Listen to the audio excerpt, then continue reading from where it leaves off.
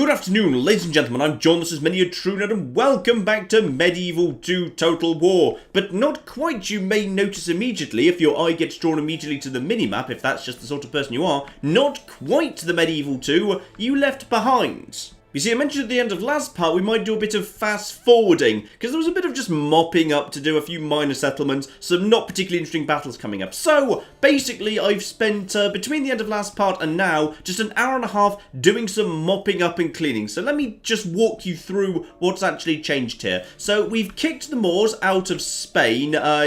Kicking them out of Granada and just clearing out the small forces here was not particularly interesting. This force took a bit of a battering, but we can just go and heal it up in Granada now. We own that. So the Moors are now restricted to Africa itself. Their actual force that's on the jihad, by the way, is still heading on its way. That's just heading over towards Constantinople.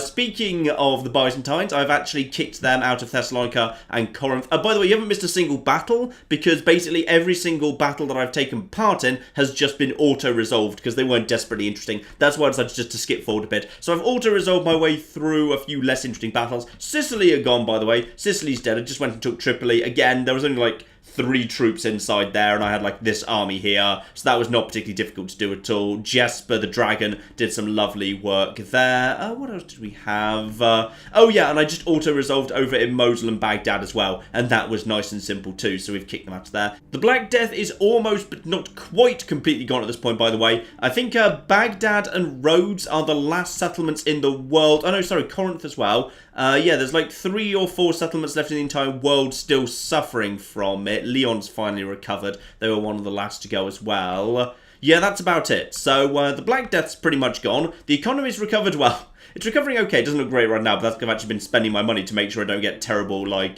traits related to incredible corruption or whatever. So, yeah, at this point, Venice are pretty much on their last legs. I haven't quite got over to Crete yet, just because flipping rebel navies keep floating around. So I'm waiting for this guy to naff off. Then the force that did actually take Rhodes off the Venetians will be able to just go over to the Venetian current capital over here on Crete and take care of that. They've only got Crete and Sardinia left at this point, and other than that, yes. The Byzantines are an interesting place, by the way. Oh yeah, I also took down here, by the way. So they've only got 2 cities. They haven't really given battle. They've kept falling back. So now there's actually some decent-sized armies floating around their capital. So I thought that might be a bit interesting. Also, they've launched a counter-attack. But that's fine. Next turn, I've got some reinforcements coming in from Bran to chase that off. So I don't think that's going to cause much in the way of trouble. The Turks are down to 1 final city, Trebizond, now their capital. And their actual jihad forces, I think it's like somewhere around here right now. I don't have eyes on it, but I kind of want to just basically leave the Turks be. We've got a big force here. I'm just going to basically leave that force right there until the Turks actually assault Constantinople, because I actually want to actually see them do that. Now, you might be wondering, why did I play an hour and a half and then decide this exact moment on turn, well, the very end of turn 144 to restart? Well, would you believe I think something interesting is about to happen? Just call it a hunch. Yep, there go the Byzantines just floating around with a few decent-sized armies just hanging around near their capital. So yeah, when it comes to it, ooh, you plan to attack Iconium, possibly, and ooh, those guys started to back off too, never mind. So they're really digging in, but then the AI knows when a jihad's been called against it, or a crusade has been called against it, so it's possibly falling back to defend its capital against the incoming jihad forces. And speaking of those, in they come. Of course, they get the same movement bonuses that the Crusade forces get. So even though he's a very long way from Constantinople, he will get there sooner than you'd expect. So, turn 145, we've got someone new coming in. That's absolutely fine. He looks okay. And, aha! Who would have thunk it? Turn 145. An even greater threat? The Mongol invasion was a terror that the rulers of the Western world were simply not ready to face. I was totally ready to face it. It took me a while, but I was. But if the stories of travellers are to be paid any heed, then there is an even greater threat on its way. Yes, indeed. Mongols 2.0 are indeed coming at this point. Now, when you get that warning for the Mongols, you basically have 5 turns to start preparing yourself. Unfortunately, for the Timurids, that's right, we're going to say their name out loud for the first time, when the Timurids show up, you only actually get 2 turns of warning. unfortunately. They're now going to show up in just 2 turns' time, and we don't know where. I can't remember whether I actually said this. The thing about hordes in Medieval 2 is you don't know where they're going to come from, because they can actually spawn in 3 separate locations. They can spawn up here in Russia, they can spawn just south of the Caspian Sea, close by, I think it's like here, around Yerevan, or they can spawn right next to Baghdad, and I don't know which it's going to be. There we are, just an update on the plague. At this point, it is indeed down to Baghdad and Corinth, and a handful of people still infected. But yeah, 233 citizens killed in the last turn, 145 soldiers. Basically nothing, we're pretty much okay at this point. Ooh, someone did ask for something fun in the comments I did actually want to show off, so hang on. Let's go over to the faction ranking scrolls here. And specifically go for, hang on, population. Let's look at the population here. So this is the population that's within my faction. So as you can see, it pretty much constantly went up, and then it suddenly just started, well, not quite really, well, actually it did drop a little bit, but mostly it just counteracted the growth, to be honest. So yeah, we've had a period of slight negative growth, but it's probably not as bad as you were expecting. If you go over to a smaller faction, which has invested less in its growth, like the Byzantines here, you can see they're in a much worse place. Like, they at the moment, in terms of their population, they're pretty much as low as they've been since, like, you know, turn 20 or something. So they really got hammered hard. Though I should also factor in, of course, that's not just the plague, that's also me taking a few cities off them. And the reason why my population hasn't gone down further is because during the plague I was still gaining more territory. So as we have absolutely no idea where the flipping Timurids are actually coming from, probably a good idea not to have a decent-ish army with an actual general here in Baghdad. Because, yeah, they might actually be, oh, but then, ooh. Yeah, slight problem. This guy is, or rather this city's still plaguey. I don't want to spread the plague back to Mosul, but it's probably better than just leaving these guys exposed here. You may also notice a rather fun unit we haven't seen before actually floating around in this guy's army. Yes, indeed. After gunpowder has been invented, a new type of actual unit becomes available to be hired in the Baghdad region. Elephant artillery. These fearsome beasts have small cannons comparable to serpentines mounted on their backs. Elephants are capable of trampling men and horses into dust. If the elephant goes berserk, that includes friendly troops as well. We'll talk more about elephant artillery, the idea of cannons mounted on the backs of elephants, when the Timurids actually show up. It's nice that you can have them. They're hilariously good fun. The historical accuracy is questionable, shall we say. Yeah, let's just pull you out back over to Mosul. You can just make it there this turn by the looks of it. And we have indeed just spread plague back to Mosul, unfortunately, but yeah, it's probably best to actually be in a proper fortress with plague than a city also with plague, albeit plague that's about to fade, just because Baghdad is, I think it's just a minor city. Yeah, that's just a minor city. That would not have been a good defense. A plague-weakened army can do better in a fortress than a full-strength army can do in Baghdad. Though actually, the army needed repairs anyway, so this had to be what I did. I just didn't really have a choice here. Now, probably time we paid a bit of attention to Russia, because they might spawn in Russia, and Russia is not really ready for it. Like, the infrastructure down here is very much well set up to deal with the threat of hordes. Up in Russia, there's arguably been a little bit of neglect, and because the Black Death swept through recently, the population probably isn't high enough for me to do much about it. Like, this place is, yeah, a fortress. A fortress with, obviously, unupgraded walls, because I can't do anything to the walls until it's a citadel. So if they do swing around this way, that's just a castle as well. Sarkel's just a castle, and I can't get that up to a fortress either. If they swing through this way, they might be able to make some very fast progress, because I don't have anything to defend with. I mean, just look at this. Lasagna II's been in my possession for bloody ages, and its population is currently 2,948. He probably was a lot higher before the flipping plague just burnt through it. Still, at least Moscow can actually have proper, decent towers. Let's get some of them in production, because they might be coming this way sooner or later. Lasagna, the original, not much I can do there either. Screw it, just get some stuff there. Vikinggrad, give up on the dockyard, go for the ballista towers instead. Everything around here that can, just have, yeah, get yourself some ballista towers just in case they're coming this way. Other thing worth doing, get as many spies out on the field as you can as quickly as possible. I've got a new spy training here. I've already got a spy over here, though this one's a bit unnecessary, to be honest, but just in case they're spawning, like, is it here? I think it's about here. Possibly it's more like over here. I can't remember exactly. Also, there's totally a rebel army just squatting on that watchtower. Not much I can do about that for the time being. Just ignore that, yeah. Just in case, ooh, if they do spawn here, then this place could be in trouble pretty fast. What have you got, by the way? Ooh. No, cancel that. Let's get a practice range. Norse archers everywhere. We should just be training Norse archers all over the shop right now. Norse archers or cannons. Cannons are pretty bloody useful too. Now, just in case they are coming up with any stupid ideas in the Byzantines, Iconium can actually have itself some ballista towers as well. Get a new spy in production over here just to keep an eye on all of this. Make sure we've got good visibility of everything. Send you over here to, yes indeed. I thought there might be another person looking back there. Though you look pretty badly damaged, all things considered. Right, thrown away pretty much all my money just desperately trying to get some troops, ballista towers built wherever we flipping can, just in case they're coming at the north. May as well at this point end the turn. Wait to see. Wait, hang on. No. One more thing. Can we get you to... Aha! We can get you to here. Marvellous. May as well just go and mop up the Venetians while we're just, you know, passing the flip by. Ooh, this will result in excommunication. Well, I guess it's time for a new pope then. Lovely. Pope or Lance... Oh, so corrupt. So flipping corrupt. Fine. Well... I guess if we do get ourselves excommunicated, we'll just have to see what fine candidates are available inside the Cardinals College and work from there. Oh, the Righteous. Scapti the Righteous. Oh, that's just flipping perfect.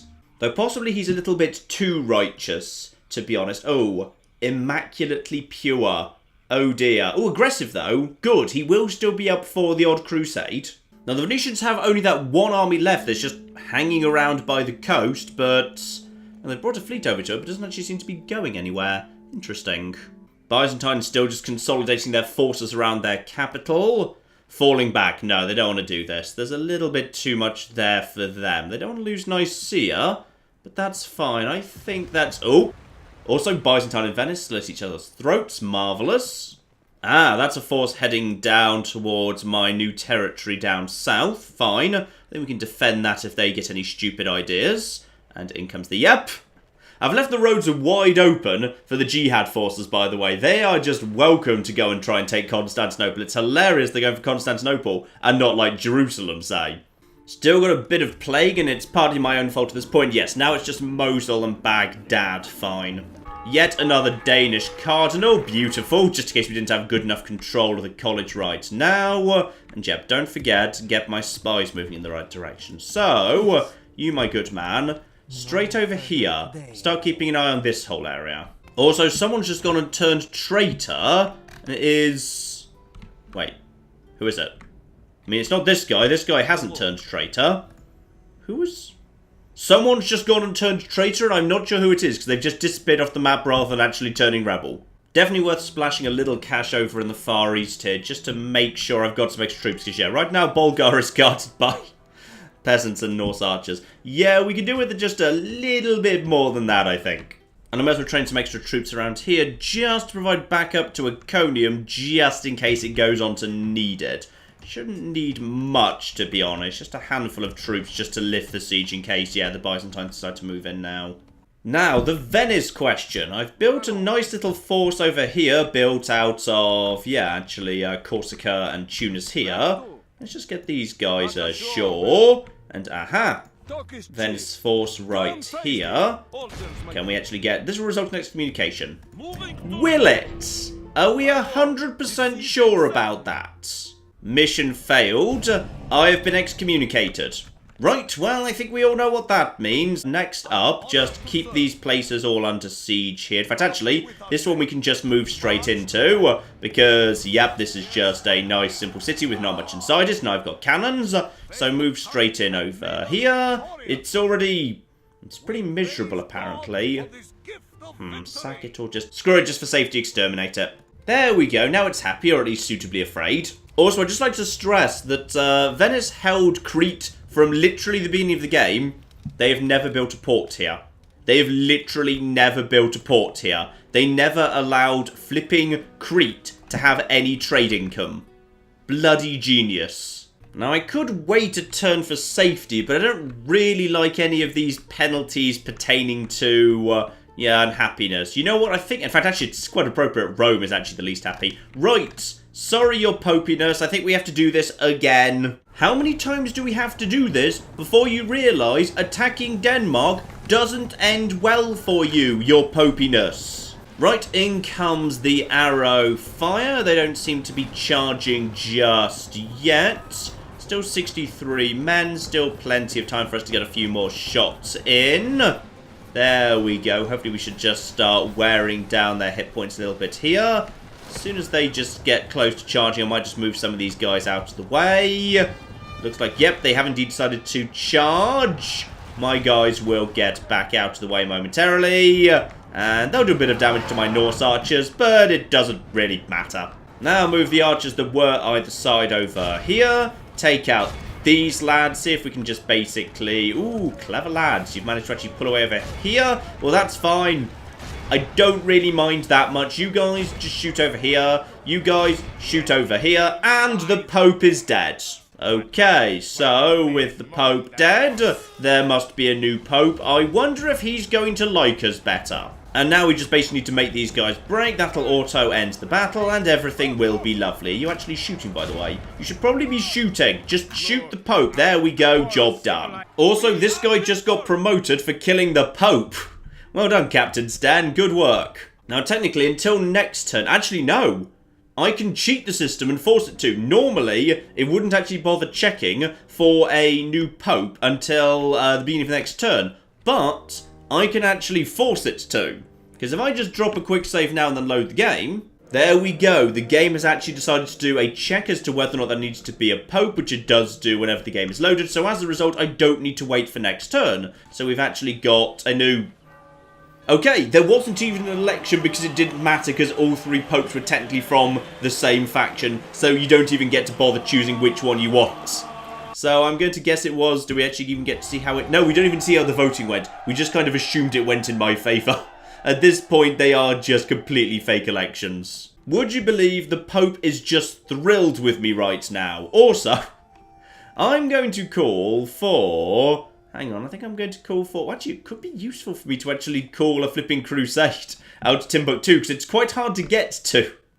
So that wouldn't be the worst thing in the world. Or actually Arguin, which is over there. That's hard to get to as well. That might be fun. I tell you what, we'll keep that in the bag for the time being, but we might lose that later. Yeah, by the way, there's actually a secret settlement over there. You probably realised it's there now.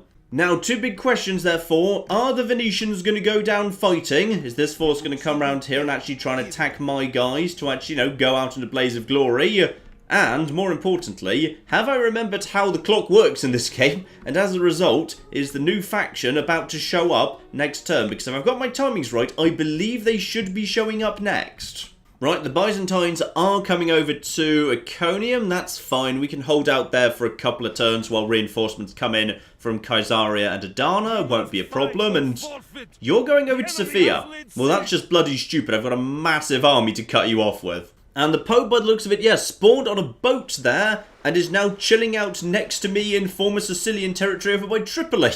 Marvellous, that's where the Pope decides to live. Also a thieves guild, that's obviously the most important thing to talk about right now. After facing the terror of the Mongol invasion, nobody would have dreamed that a serious peril could ever rise from the east again. However, Timur the Lame, a mighty warlord from Transoxania, has arrived on the eastern borders of our maps, bringing with him a legacy of conquest that cannot be ignored. Having already conquered Persia and distant India, Timur is certain to bring with him something exotic to show the people of the West. Something they will be sure to remember as long as they live. So yes, indeed, the elephants have arrived. So say hello to Mongol 2.0 and aha, there we go. Right, so we've got visibility of these guys right away. There is the first guy, Khan Miran, over there. So we've immediately got like visibility of some of them. This is not all of it, obviously. There's going to be kind of, you know, more coming in waves. Conveniently, my spy was just in the right place. Anything else, by the way? Oh yes, of course, we've still got flipping Plague in Mosul. Just the right time for Plague in Mosul. And we have indeed got, more Danish cardinals promoted, because of course we do. So I failed a mission to... I've not blockaded this port. I'm about to take the bloody city, you bastards. Right, before we turn our attention to the Timurids, you need to be got rid of momentarily. And over here, yes indeed, it's time to say goodbye to Venice. And what's over at Iconium? It is not much, to be honest. Some Byzantine infantry, some actual serious trebuchets and whatever. Fine. I'll just clear up most of what we've got going on here to move over to here. Provide a bit of backup from Adana over here. Those two forces together should be plenty strong enough to handle that, together with the forces already in the city. The city, meanwhile, has... it doesn't have blister towers yet. If they move in next turn, they could actually take that. That'd be embarrassing. And the Venetians too. I think you guys need to go down, I'm afraid. What's actually in here? Not much actually in the capital. And go on then, as it's your last battle, you can actually do it on the... Oh dear. Oh, you poor bastards. Right, apparently you are depending on peasants for a large part of your strength. Oh. Oh, well, this is just going to be sad to see. Also, interestingly, this is actually a family member. Neither the faction leader nor the factionaire. Oh, that presumably means both the faction leader and factionaire are just in this force over here. There's the factionaire. Wait, hang on a minute. Where the bloody hell's the Venetian faction leader then? I don't know where he's... I mean, that's all they've got. That's literally all they've got left. That's their army. Ooh. I wonder where the Venetian faction leader is. Possibly he's riding around in a boat somewhere, I guess. No army there. I don't think they've actually got another... Maybe he's like hiding in these woods or something. I genuinely have no clue. And the way fortresses work has rather worked in my favour, because the game has basically spun me round to be to the south of the fortress, even though I was besieging it from the other side. So as a result, I'm actually in a good position to basically attack these guys. I won't actually, like, properly corner snipe them, but I will actually pick them off as they come into the battle. Though I will offer them a fair battle by being up here, I'd say. The enemy have brought up more men. And in come the reinforcements, including trebuchets. Oh, I've got so much cavalry. I might just slam into them with cavalry, because that's kind of funny. I will let them enter the battlefield first, though. And these guys, they can't be bothered to actually, like, defend their outer walls. That's fine. I will send in one ram and one set of ladders. You guys can run, by the way, just to actually get up onto the walls a bit faster. Turn our attention back to this little battle over here for the time being. So that is just peasant crossbowmen. And yeah, big piles of peasants. Good old peasants holding pitchforks, and sometimes also a different sort of pitchfork, more appropriate for hay, I believe. Now this trebuchet will probably just start firing immediately. We may as well if you guys are just going to basically... Oh, yeah. Yeah, you guys are going to start firing immediately, because you're going to be bastards about this. Let's just also just get you round here. You round here. I've got all the cavalry in the world, so go on then. Let's just get some really good charges in. This would be fun to use cavalry pretty freely for once. And pretty soon these forces will enter range of my archers.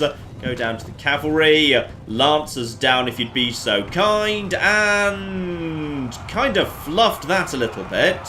These guys, you've got to have done some damage, right?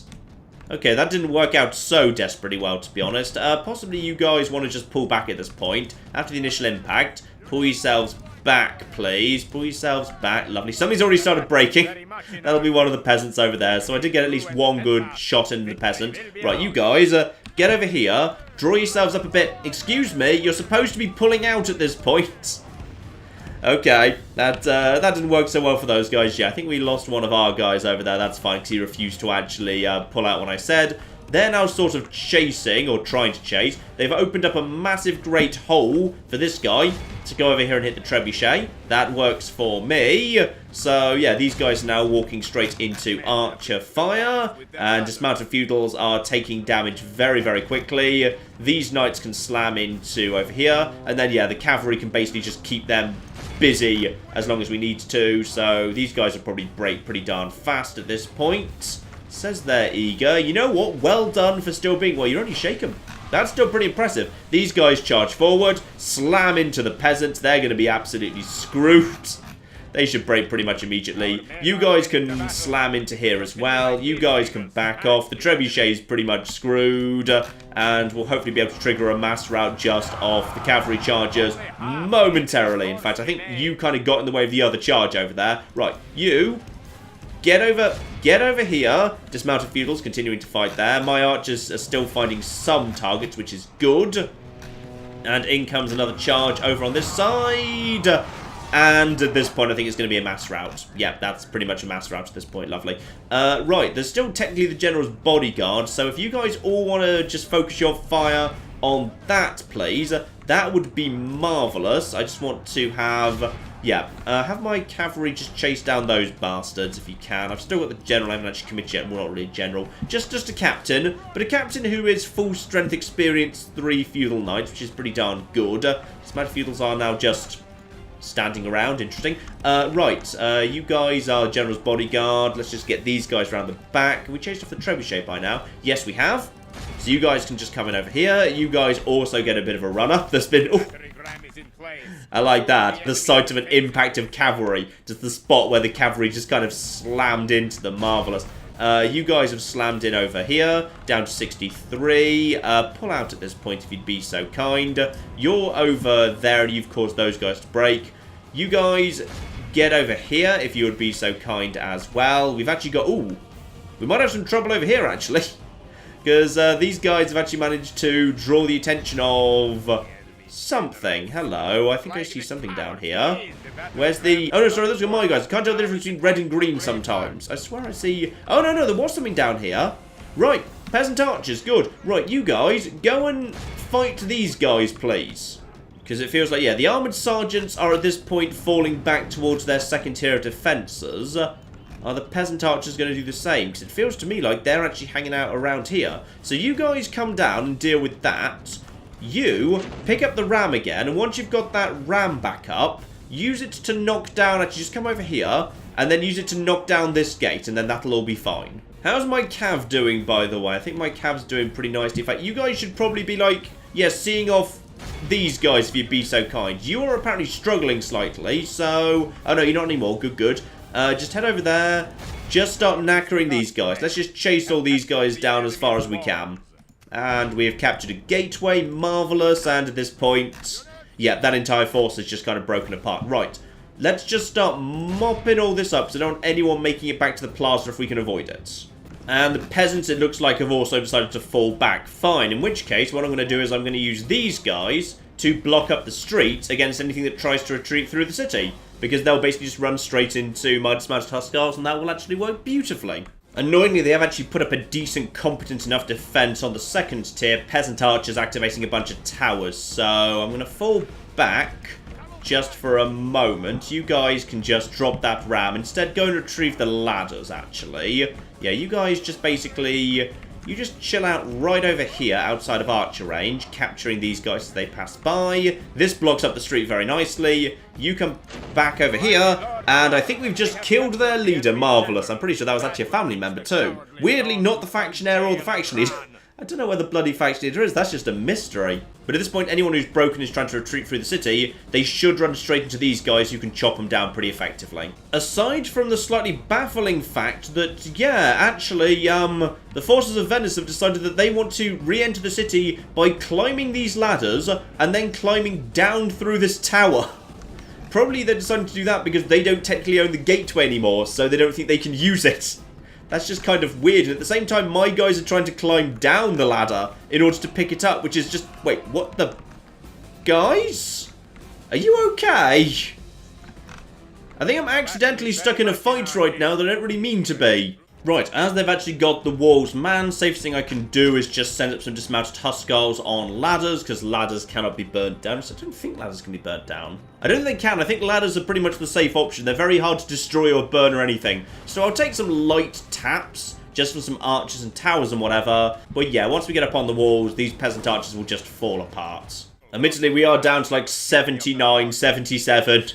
Dear oh dear, that's a bit of a hit, but that's fine. Now the ladders are actually set, reinforcements can get up there pretty easily. Now we're falling to 70, but they're falling a lot faster than that.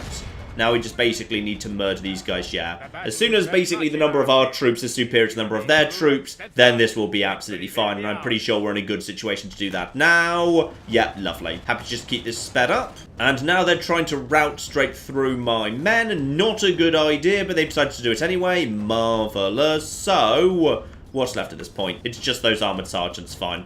And now it just comes down to some armoured sergeants taking on my dismounted Huskars. Now, the armoured sergeants might just win this, just because they physically can't break. Albeit, yeah, my armor-piercing lads should do a very, very good job. I'll bring up some reinforcements just in case. I suspect, actually, the armoured sergeants might win this one. We'll probably do more damage in numerical terms, but will break and they physically can't. Actually, I may have completely underestimated my own troops here. Even though these guys have no weapon upgrades, no armour upgrades, and no experience, there's 72 of them left to 57 of the armoured sergeants. Armoured sergeants are solid units, but yeah, they are still spearmen, and when they come up against swords or axes, they're not going to do that well.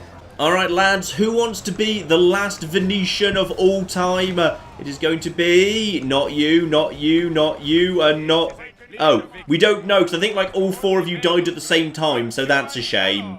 And with the fall of this here territory, unless of course they've actually got like a secret capital somewhere else, which is where their faction leader's hiding, this should be the end of it. I'll just sack it and... Nope.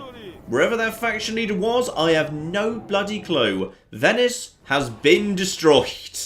And with that, I believe that means actually Catholicism at this point is... yeah, Catholicism is me. That's pretty much all Catholicism is at this point. Catholicism shall simply be renamed Danism. Marvellous. I'm going to be honest, the diplomacy screen in general is getting a little bit on the thin side now. It's just me, the Byzantines, the Moors, the Turks, the Pope himself, because the Pope just refuses to bloody die, albeit my relationship with them is apparently outstanding, though the Pope himself is known to be somewhat dubious. Bloody popes. Actually, was it the, what's the top guy? He was immaculately pure. Yeah, it's the righteous guy. Marvellous. But still a bit violent, so hopefully still up for a crusade later. Also, apparently the Moors also never built a port at Cordoba, which can be a hugely valuable trading settlement. So, well done to everyone who's an AI player in this game. And there's his popiness right there. Yep, indeed, chilling out outside Tripoli. Marvellous. So, Catholicism is now just me. That's a good starting point. Let's go and have a little look-see with that done at the Timurids, or at least their first wave.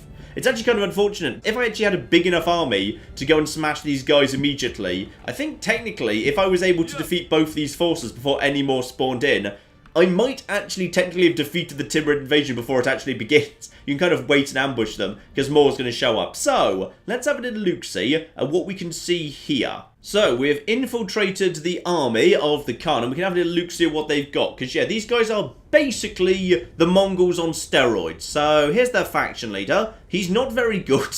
Much like the faction leader of, or rather the first faction leader of the Mongols, yeah, their actual faction leader is kind of terrible. He's got no traits apart from being the faction leader. His ornamental armor actually means he's, like, easier to kill. He's not got that much authority. All the other guys that show up will be much, much better. It's kind of weird. But let's have a little look-see at his army, because, yeah, basically it's like the Mongols, but a bit better. So this probably looks pretty familiar. Basically, yes, indeed. We've got some nice, long-range foot soldiers here. These guys are like the basic lads, except, yeah, the basic lads of this faction are a little bit more extreme. So they've still got the long-range missiles. They've got defense of 15, missile attack of 9, and a melee attack of 9 too. So pretty darn solid. What the Timurids have that the Mongols didn't have, however, is a really nice, solid, chunky frontline unit they have immediately. They have got, here we are, Halberd Militia. Now these guys aren't exactly spectacular. Defense of 9 and attack of 7 isn't exactly great, but effective against armor is a very, very nice thing to have. And it's just nice that they've got an actual frontline unit, especially one with armor piercing. So, you know, they're not great units, but it still fills a gap that the Mongols didn't really have anything with which to fill. They also get the usual complement of some horse archers there, together with some Mongol heavy lancers, so some old traditional Mongol stuff makes a bit of a reappearance, as indeed some Mongol heavy archers and some other bits and pieces. Kind of what Creative Assembly were going for with the Timurids is this is supposed to be a faction that's kind of gone around the world and collected the best of the best from everywhere. So they've got some Mongol stuff, but they've also got, like, you know, they've got elephants and all sorts of other exciting bits and pieces. It looks right now like none of the elephants have spawned in, so I'll have to wait for them to make an appearance. Unless, of course, there's, like, more armies around here. There might be more armies, who bloody knows. Just kind of keep an eye out. Just make sure everything's safe. I think once they've picked a spawn point, they stick to it. So in this game, the Mongols spawned up here, and the Timurids have spawned down here. So Baghdad's gonna fall. Not much we can really do about that, but this actually works for me. Like, the southernmost spawn possible is good. Because round here, I've got good armies, I've got citadels, I've got cannon towers. Except, yeah, these guys are going to be a lot less scared of cannon towers than the actual Mongols were, because they've actually got cannons of their own. They're going to be bringing artillery up. The Mongols just brought trebuchets. That was kind of the peak of their technology. These guys will be bringing... Actually, no, the Mongols did actually bring the rocket launchers too.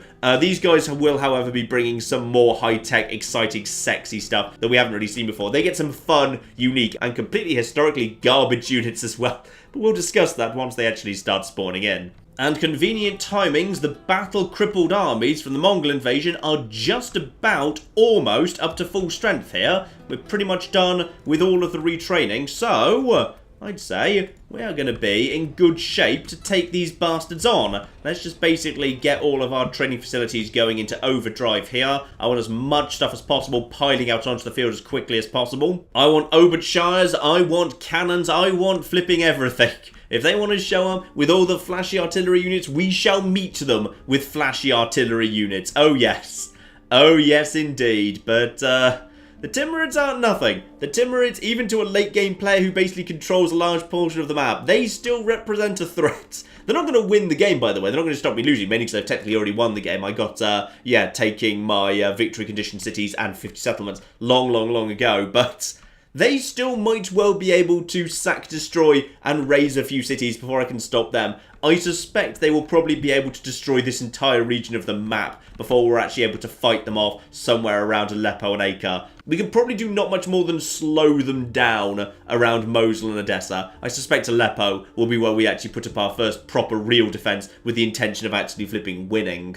Still, go on, let's see what their first move's going to be, because I suspect it's probably going to be spawning 10 bajillion further armies. Still, I am glad they haven't spawned up north. North would have been a problem for me, because, yeah, Russia just was not ready for them. So, at least down here, we can give them a proper fair fight. And, oh dear, the Byzantines are moving in. Ooh, this is potentially going to be interesting. So Captain Olaf unfortunately has to deal with this by himself. These guys wanted to rush forward with... right. Intriguing. Loads of flipping trebuchets, loads of flipping cannons, some elite Byzantine infantry and dismounted Byzantine lancers, hardcore stuff, and yeah, one-on-one they can beat anything I've got. Ooh. Well, this is going to be an interesting little fight to start off with. Especially as Iconium definitely does not actually yet have its ballista towers. They were almost done, but not quite. You know what, ladies and gentlemen, I would say we will finish things off there, and next time we will start off by trying to keep the flipping Byzantines out of Iconium, and they've got a decent chance of actually taking the damn thing. We'll have to see about that. So, that is coming up very soon indeed. But in the meantime, I've been John. This has been many a true nerd, and this has been Medieval 2 Total War. Thank you very much, and goodbye. Oh no! Oh dear! America's decided they do not like us!